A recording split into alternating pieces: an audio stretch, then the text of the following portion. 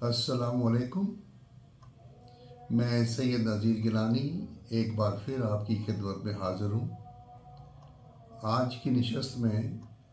ہم جو نکات زیر بحث لائیں گے اس میں سب سے پہلے یہ ہے کہ ہندوستان نے مسئلہ کشمیر کو اقوام متحدہ میں کور ایشو کہا ہے اور برطانیہ نے مسئلہ کشمیر کو اقوام متحدہ میں greatest and gravest single issue in international affairs کہا ہے۔ یہ بہت اہم اظہار ہیں ہندوستان کی طرف سے اور برطانیہ کی طرف سے، اور پھر ہم یہ بات بھی زیر بحث لائیں گے کہ حکومت آزاد کشمیر کا تعلق اقوام متحدہ سے کیسے قائم ہوا اور آزاد حکومت نے اقوام متحدہ کو کیا اعتراض پیش کیے اور کیا دھمکی دی اور کس چیز کو مسترد کیا اور کیا یہ تسلسل قائم رہا یا نہ رہا۔ یہ ایسی باتیں ہیں جن کو سمجھنا بہت ضروری ہے۔ سب سے پہلے یہ ہے کہ ہندوستان نے اپنا کیس اقوام متحدہ میں داخل کرنے کے ساتھ ہی یہ کہا سیکیورٹی کونسل کو کہ ہمیں امید ہے کہ ہم آپ کو کنونس کریں گے، مطمئن کریں گے کشمیر کے قضیے پر، اور اگر یہ قضیہ ہمارے اور پاکستان کے درمیان حل ہو جاتا ہے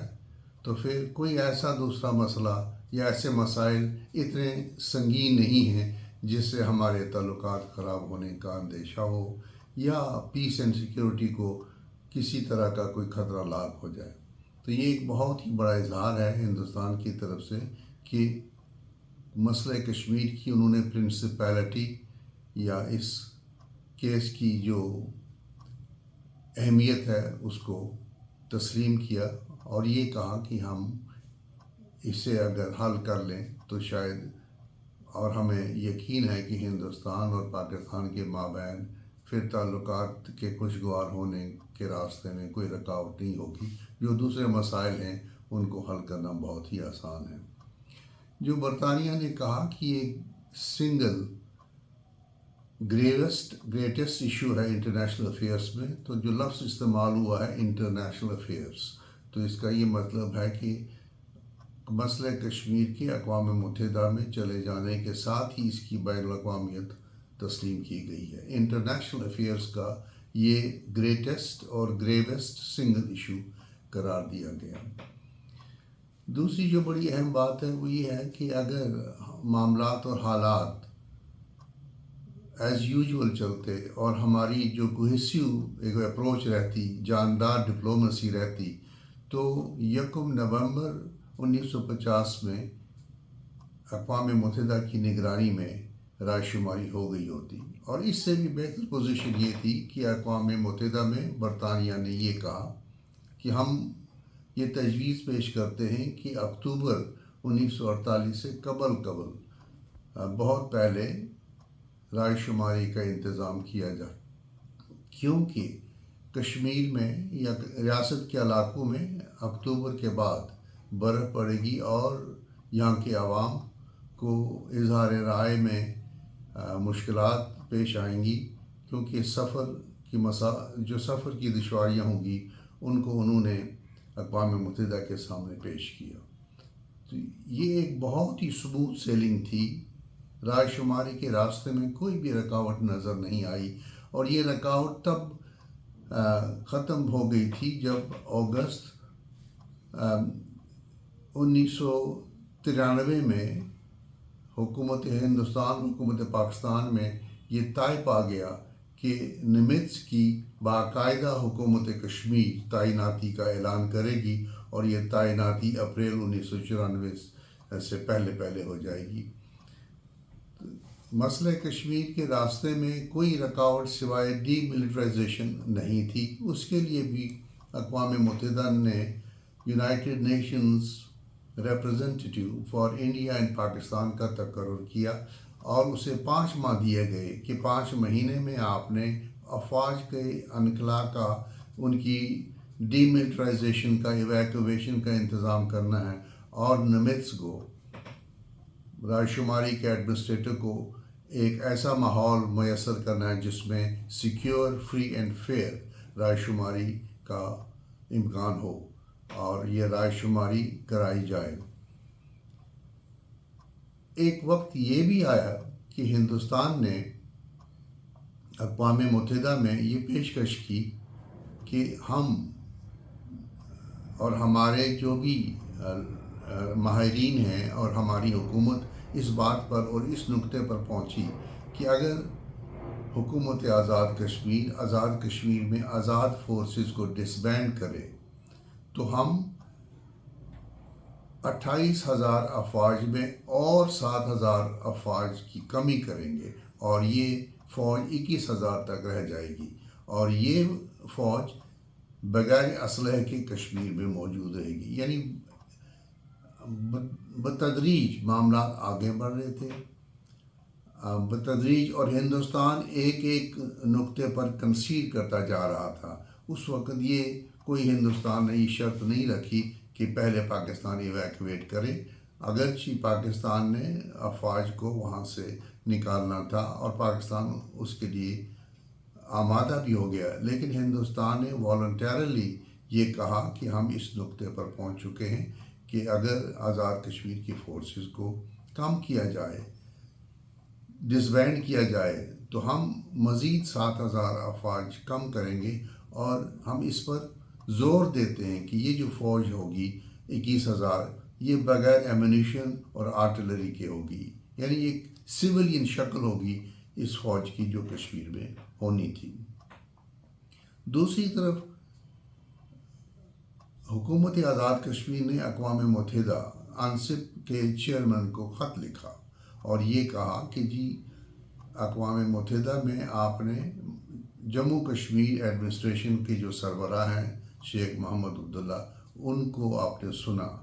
اور ہم بھی وہاں موجود تھے اور آپ نے ہمیں حق نمائندگی اور حق کے اظہار سے محروم رکھا۔ تو یہ خط حکومت آزاد کشمیر نے 8 جولائی 1948 کو اقوام متحدہ کو بھیجا۔ تو اقوام متحدہ نے اس خط کے جواب میں رسپانس میں اپنے 2 ڈیلیگیشنز آزاد کشمیر بھیجے سپٹمبر 1948 میں، وہ سردار ابراہیم صاحب کو اور چودھری غلام عباس صاحب کو اور دوسری قیادت کو ملے اور عام مکاتب فکر سے بھی ملے، اور یہی ڈیلیگیشن سری نگر بھی گیا اور دونوں حکومتوں جموں اینڈ کشمیر حکومت سری نگر والی اور آزاد جموں کشمیر حکومت مظفر آباد والی، دونوں حکومتوں سے پوچھا کہ آپ کی رائے میں رائے شماری مکمل کرنے میں کتنا وقت لگے گا۔ تو ان حکومتوں نے انہیں کہا جی ہمارے اندازے کے مطابق اٹ ول ٹیک 1 year، یعنی 1 سال انہوں نے کہا۔ لیکن اقوام متحدہ میں جب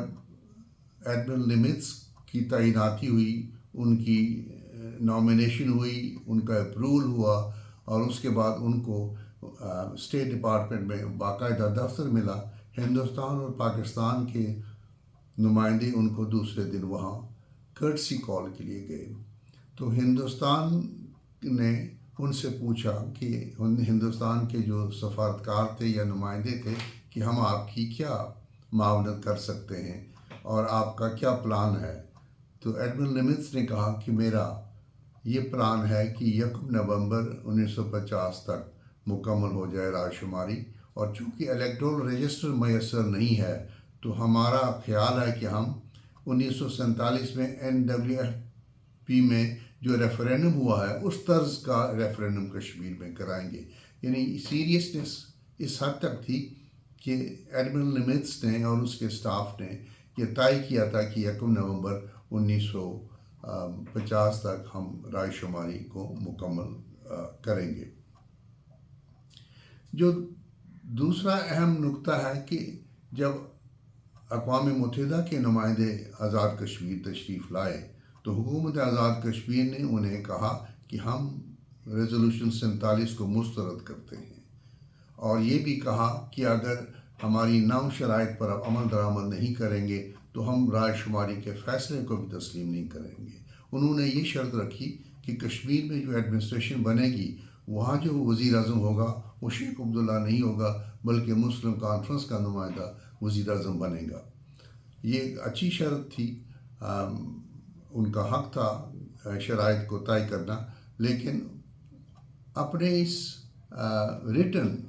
جو ان کا ڈیمارش تھا اور تحریری جو ان کے نکات حکومت آزاد کشمیر کے، اگرچہ وہ کافی مدلل تھے، ان میں جان تھی۔ اول یہ کہ اگر حکومت پاکستان بھی ہمیں مشاورت میں لیے بغیر ہمارے بہاف پر کوئی اقدام کرے، ہمیں وہ بھی تسلیم نہیں ہوگا۔ اور حکومت پاکستان نے بھی بڑا اچھا کہا کہ جی جو سیز فائر ہوگا آزاد کشمیر کی طرف سے، کیونکہ حکومت آزاد کشمیر کی نگرانی میں ہی افواج ہیں، اس لیے ہم ان پر کوئی دباؤ نہیں ڈال سکتے، اس لیے آزاد کشمیر کی حکومت کا انپٹ جو ہے وہ بہت ضروری ہے۔ اگر حکومت آزاد کشمیر اقوام متحدہ کو بھیجے گئے 8 جولائی 1948 کے ڈیمارش پر قائم رہتی اور اس بیانیے کو آگے بڑھاتی، گریجولی آگے چلتی اور روبسٹ ڈپلومیسی سے کام لیتی، تو حالات بہت بدل جاتے، کیونکہ پھر انصب کو دونوں ایڈمنسٹریشن، سری نگر اور مظفر آباد کی ایڈمنسٹریشن کے درمیان ایک ریکنسیلیشن کے لیے کام کرنا ہوتا، تو ایک حصہ داری ہو جاتی پروویژنل گورنمنٹ میں حکومت آزاد کشمیر یا اس علاقے کے جو لوگ تھے ان کی۔ لیکن یہ کافی افسوس سے کہنا پڑتا ہے کہ حکومت آزاد کشمیر نے 8 جولائی 1948 کے ڈیمارش کے بعد کوئی دوسرا ایسا ٹھوس اقدام نہیں کیا جس سے اس کی انٹیگریٹی اور ڈگنیٹی اقوام متحدہ میں آگے بڑھتی اور وہ ایک فورس کے طور تسلیم کیے جاتے، اور وہ تسلیم کیے گئے تھے۔ اسی وجہ سے انصب کے 2 ڈیلیگیشن آزاد کشمیر آئے اور ان کے کمیونیکیشن کا ایک ڈائریکٹ ذریعہ بھی قائم ہوا۔